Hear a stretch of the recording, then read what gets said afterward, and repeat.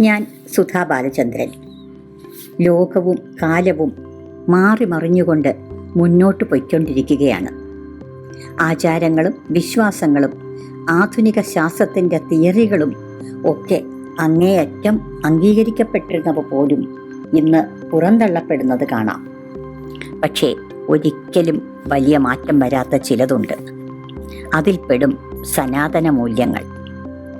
സനാതനമെന്ന വാക്ക് കേൾക്കുമ്പോൾ തന്നെ വിറളിയെടുക്കുന്ന ധാരാളം മനുഷ്യർ നമ്മുടെ ചുറ്റുമുണ്ടെങ്കിലും അവരും നിങ്ങളും ഞാനും മൺമറഞ്ഞാലും മറയാത്ത ചിലത് ഇവിടെ തന്നെ കാണും. അവയാണ് സനാതന മൂല്യങ്ങൾ. സത്യം, ധർമ്മം, നീതി, ദയ എന്നിങ്ങനെ നീണ്ട ഒരു നിരയുണ്ട് സനാതന മൂല്യങ്ങളിൽ. മനുഷ്യൻ ജനിച്ചു വീഴുമ്പോൾ മറ്റു മൃഗങ്ങളെപ്പോലെ തന്നെയാണ് മിക്കവാറും. വളരുമ്പോൾ അവൻ പ്രകൃതിയിൽ നിന്ന് കുറേയൊക്കെ അകലുന്നു. മൃഗങ്ങൾക്ക് പോലും സഹജ സ്വഭാവങ്ങളിൽ നാം മൂല്യങ്ങൾ എന്ന് വിളിക്കുന്ന ചിലത് കാണാം.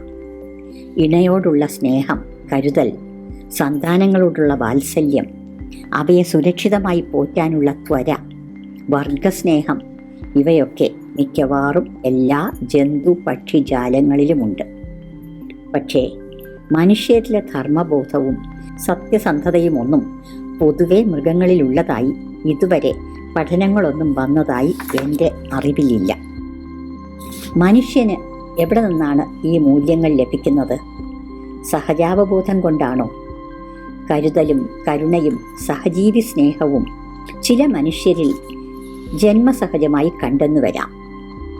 പക്ഷേ സത്യം, ധർമ്മം, നീതി തുടങ്ങിയവയൊക്കെ ചൊല്ലിക്കൊടുത്ത് വളർത്തുകയോ കണ്ടോ കേട്ടോ തിരിച്ചറിയുകയോ ഗ്രന്ഥങ്ങൾ വായിച്ചു മനസ്സിലാക്കുകയോ വേണ്ടിവരും. അച്ഛനും അമ്മയ്ക്കുമൊപ്പം ദൈവത്തിന് മുന്നിലായി തന്നെ ഗുരുവിനെ പ്രതിഷ്ഠിക്കുന്ന സാംസ്കാരിക പാരമ്പര്യമായിരുന്നു ഭാരതത്തിൻ്റേത്. ഗുരുവാണ് ഏറ്റവും വലിയ ജീവിത പാഠങ്ങൾ ചൊല്ലിത്തരുന്നത് എന്ന് വിശ്വാസം.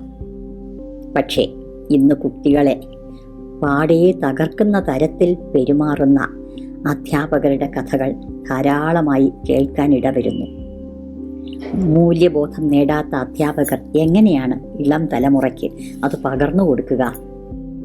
ഇന്ന് പുസ്തകങ്ങളാണ് പുതിയ തലമുറയ്ക്ക് മൂല്യങ്ങൾ പകർന്നു കൊടുക്കാൻ ആകെയുള്ള വഴി എന്നുപോലും ചിന്തിച്ചു പോകുന്നു. എന്തായാലും മൂല്യങ്ങൾ പകർന്നു കൊടുക്കുകയും പറഞ്ഞു കൊടുക്കുകയും വേണം എന്ന് ഉറച്ചു വിശ്വസിക്കുന്ന കൂട്ടത്തിലാണ് ഞാൻ. നിങ്ങളോ?